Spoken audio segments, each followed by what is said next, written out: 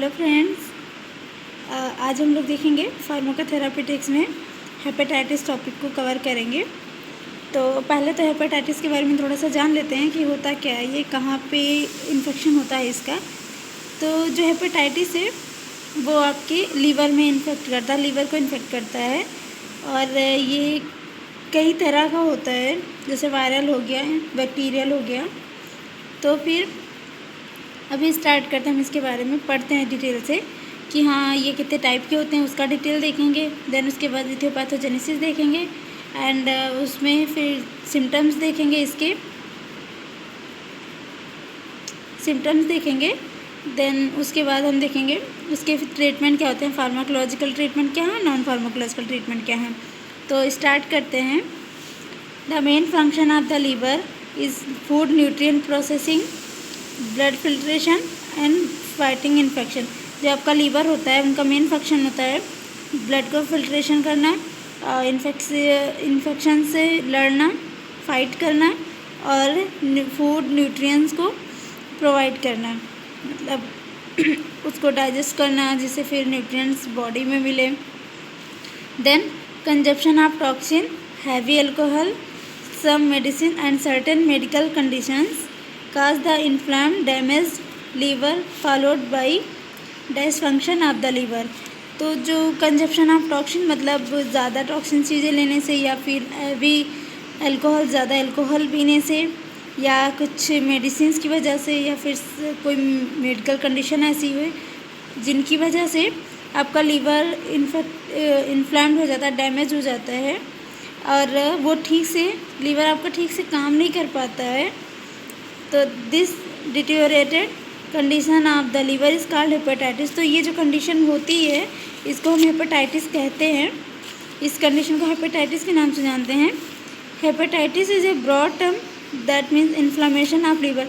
जो हेपेटाइटिस है इसका मतलब होता है लीवर में इन्फ्लामेशन होना। जैसे कि मतलब ये हेपेटाइटिस जो है वो लीवर में इन्फ्लामेशन काज करता है, लीवर को डैमेज कर देता है।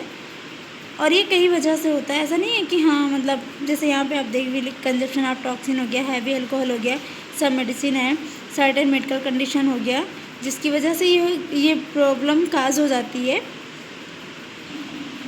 It is most commonly caused by virus but also be caused by drugs, alcohol, chemicals, auto immune disease and metabolic abnormalities. तो जो ये डिज़ीज़ होती है, हेपेटाइटिस होती है, ये मोस्टली आपकी वायरस की वजह से काज करती है, लेकिन हाँ ये अल्कोहल की वजह से भी हो सकती है और केमिकल्स की वजह से भी होती है, ऑटो इम्यून भी होती है और मेटाबॉलिक एबनॉर्मलिटीज़ की वजह से भी होती है। Then hepatitis is a systemic disease with primary inflammation of the liver by any one of a heterogeneous group of hepatotropic virus. Viral hepatitis, chemicals, drugs, alcohol, certain genetic disorder are by an overactive immune system that mistakenly attack the liver called autoimmune hepatitis। जो liver है hepatitis है, इसकी एक और definition आप लिख सकते हैं कि हेपेटाइटिस जो होती है ये सिस्टमिक डिजीज़ है with the primary infection of liver.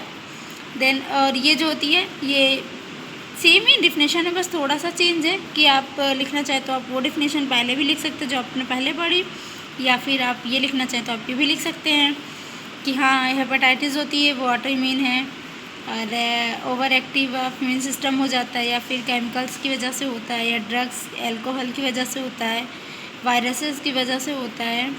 Then अब इसके बाद हम टाइप्स देख लेते हैं कि हेपेटाइटिस के टाइप क्या क्या हैं, कितने टाइप्स के होते हैं। तो आप पहले पढ़ चुके हैं कि हाँ ये वायरल इन्फेक्शन मोस्टली होता है। तो पहले वायरल हेपेटाइटिस के बारे में देखेंगे हम, उसमें कितने टाइप्स हैं, कितने पार्ट्स होते हैं, क्योंकि हेपेटाइटिस आप नॉर्मली जानते हैं 6 प्रकार के होते हैं। Hepatitis A, B, C, D और ई और जी, ठीक है। तो अब इसके बारे में देख लेते हैं हम। तो viral hepatitis, it is the most common type of hepatitis caused by one of 6 hepatotropic viruses। It is further classified as hepatitis A, B, C, D, E and G। तो जो हेपेटाइटिस वायरल हेपेटाइटिस होता है ये 1 से 6 हेपेटोट्रॉपिक viruses की वजह से काज होता है, जिसको नाम क्लासीफाई किया गया है, नाम दिया गया है hepatitis A, hepatitis B, hepatitis C और D, E and G. Then अब देखते हैं एक एक हेपेटाइटिस को एक्सप्लेन कर लेते हैं। जो हेपेटाइटिस ए है, ये आपका हेपेटाइटिस ए वायरस की वजह से काज होता है, जिसको शॉर्ट फॉर्म में आप HAV कहते हैं। Hepatitis is A caused by infection of hepatitis A virus. This virus is small size, transit 7 nm, non enveloped, single standard RNA virus. जो आपका हेपेटाइटिस ए वायरस होता है वो आपका सिंगल स्टैंडर्ड RNA है, स्मॉल साइज़ का होता है और नॉन एनवेलप होता है। देन इसमें और देखते हैं क्या है, ट्रांसमिशन कैसे है इसका, कैसे फैलता है। तो hepatitis A is usually transmitted through the faecal oral route, meaning A person somehow ingested contaminated feces from an infected person. Safe and effective vaccine are available to prevent HAV। मतलब जो hepatitis A होता है इसके लिए से वो आपकी vaccines available हैं जो कि इफेक्टेड भी हैं और सेफ भी है। देन इसका इंक्यूबेशन पीरियड देखते हैं क्या है। The incubation period is 2 to 6 weeks during which the infected individual is contagious. जो ये है हेपेटाइटिस ये है, इसके फैलने का तरीका या फिर सिम्टम्स शो होने का टाइमिंग जो है 2 से 6 हफ्तों का है, 2 से 6 वीक है। इतने दिनों में इसके सिम्टम्स दिखेंगे आपको और अच्छे से डेवलप भी हो जाता है उसमें। देन हम देखेंगे hepatitis B. Hepatitis B is caused by infection of hepatitis B virus. It is double-celled spherical DNA virus. The outer cell is called as HBsAg. DNA polymerase, hepatitis B core antigen and antigen HBsAg and hepatitis BE antigen HBeAg। जो hepatitis B होता है ये आपका DNA, इसमें DNA virus पाया जाता है जो कि स्फेरिकल शेप में होता है, डबल सेल्ड होते हैं और इसको HBsAg भी कहते हैं आउटर सेल को इसकी। देन इसका ट्रांसमिशन है is transmitted through exposure to infective blood, semen and other body fluid. जो ये इसका ट्रांसमिटर होता है मतलब फैलता है तो ये ब्लड के थ्रू फैल जाता है, जैसे आप ब्लड ट्रांसफ्यूज़न हुआ या फिर सीमेन के थ्रू हुआ एंड बॉडी फ्लूइड, बॉडी के फ्लूइड्स अदर भी जो भी प्लेटलेट्स है, प्लाज्मा हो गया, इन सारी चीज़ों के थ्रू ये फैलता है। देन इसका टाइमिंग पीरियड क्या है, इंक्यूबेशन पीरियड देख लेते हैं। The incubation period of this virus is longer, that is around 30 to 180 days. मतलब ये जो 30 से 180 दिन का इसका पीरियड होता है, टाइमिंग होती है।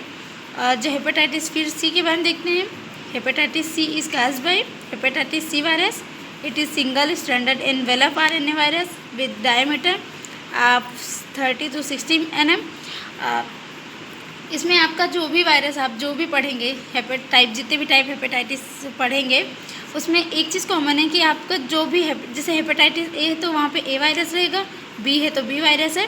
ऐसे में आपको ये याद करने में इजी रहेगा कि हर जगह आपके वायरस के नेम चेंज नहीं हो रहे हैं, जो टाइप है वही वायरस है। और एक चीज़ आप कॉमन देख सकते हैं कि जैसे आपका जो ए था उसमें भी आपका सिंगल स्टैंडर्ड RNA था बट वहाँ पे नॉन एनवेलप था, और सी में आपका स्टैंडर्ड एनवेलप है, स्टैंडर्ड RNA लेकिन यहाँ पे एनवेलप है, विद एनवेलप है। और आपका बी में डबल स्टैंडर्ड DNA है, डबल सेल्ड DNA है। देन इसमें हम देखते हैं इसका टाइमिंग देखते हैं क्या है, ट्रांसमिशन कैसे होता है। Through the exposure of infected blood, ये जो है इन्फेक्टेड ब्लड के थ्रू ही ट्रांसमिटर होता है इसका भी, और इसके लिए कोई वैक्सीन अवेलेबल नहीं है। Then hepatitis D, it is caused by hepatitis delta virus. Hepatitis D को डेल्टा वायरस भी है और which is dependent on the HBP for its presence and replication.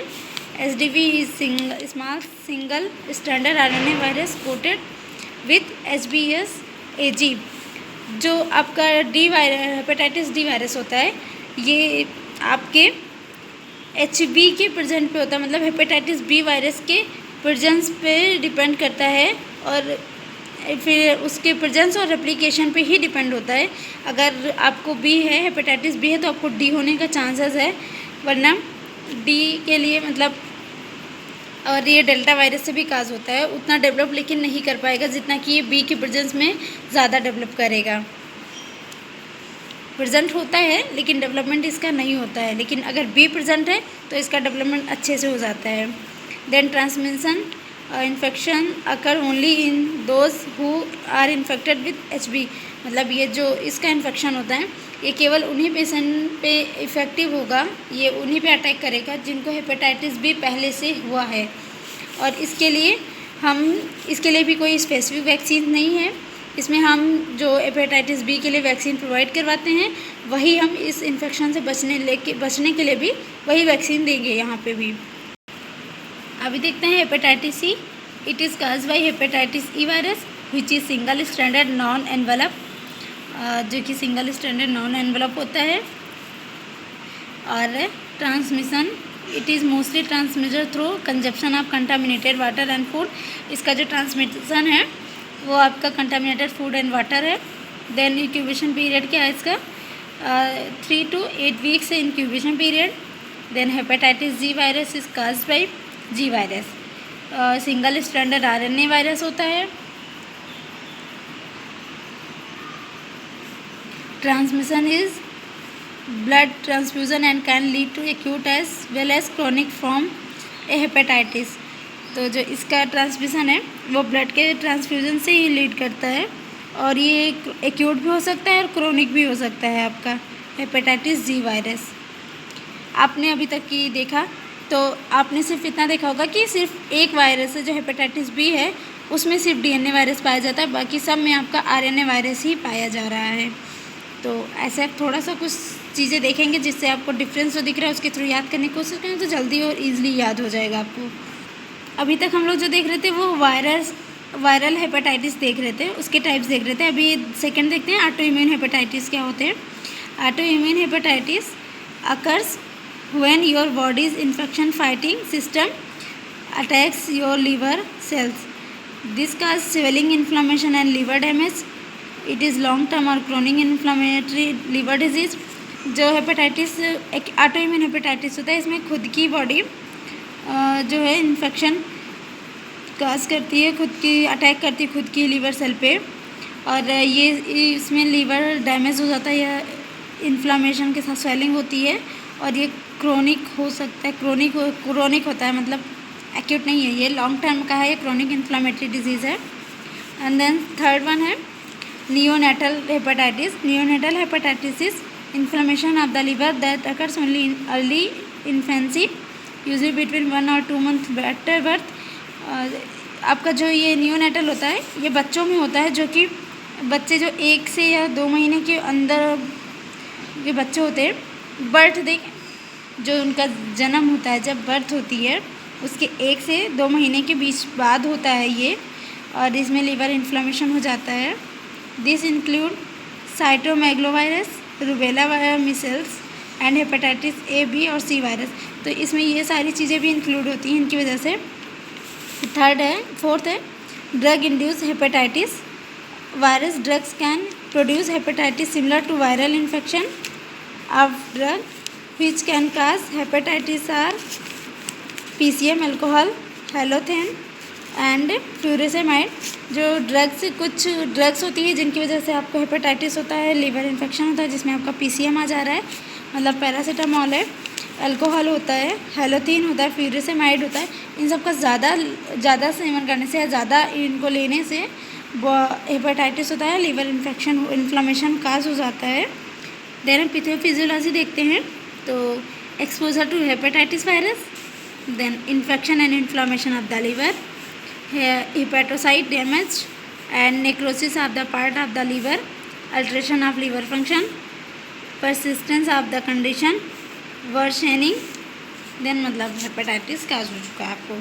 फिर सिम्टम्स में है fatigue, flu like symptoms, dark urine, pale stool, abdominal pain, loss of appetite, unexplained weight loss, yellow skin and eye, diagnosis क्या करते हैं कि पता कैसे चलेगा आपको आपको हेपेटाइटिस है या नहीं, तो इसके लिए ब्लड टेस्ट है, फिजिकल एग्जामिनेशन होता है जिसमें हम देखते हैं कि लीवर का साइज़ देखते हैं, उसमें उसकी स्वेलिंग देखेंगे, ultrasound of liver the detect any changes, liver biopsy होती है, लीवर फंक्शन टेस्ट होता है, इसको LFT बोलते हैं।